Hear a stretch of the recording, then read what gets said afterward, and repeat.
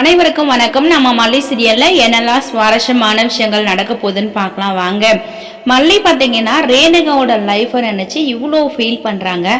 ஆனா அவங்களோட லைஃப்பை மல்லி தான் தக்க வச்சுக்கணும். ஏன்னா ரேணுகாவா மல்லியா அப்படின்னு சொல்லிட்டு வரும்போது ரேணுகா விஜயோட வாழ்க்கையில இருந்து எப்பவோ இறந்து போயிட்டாங்க அப்படின்னு சொல்லிட்டு தான் விஜய் இப்ப மல்லியோட கழுத்துல மனப்பூர்வமா தாலி கட்டிருக்காரு. சேர்ந்து வாழணும் அப்படின்ற எண்ணமும் அவரோட மனசுக்குள்ள வந்திருக்கு. சோ பாதியில இப்ப ரேணுகா வந்திருக்காங்க.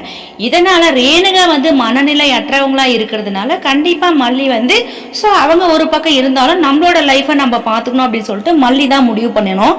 ஆனா மல்லி பார்த்தனா இப்ப விஜய் கொடுத்த அந்த ராக்கெட்டை எடுத்து வச்சு பார்த்துட்டு ரொம்பவே ஃபீல் பண்ணிட்டு இருக்காங்க. என்னன்னா திரும்பவும் அதாவது இதுக்கு முன்னாடி விஜய்க்கு சொல்லாமலே மல்லி வீட்டை விட்டு போயிட்டாங்க இல்லைங்களா, அதே மாதிரி ஒரு தவறான முடிவு மல்லி கண்டிப்பா எடுக்கக்கூடாது. ஆனா அப்படிப்பட்ட ஒரு முடிவு எடுக்கிறதுக்கு வாய்ப்புகள் அதிகமாவே இருக்குது. ஏன்னா இதுக்கு முன்னாடி தான் ரேணுகா அக்கா இல்ல, இப்ப ரேணுகா அக்கா விஜயோட வாழ்க்கையிலயும் வெண்பாவோட வாழ்க்கையிலயும் வந்துட்டாங்க.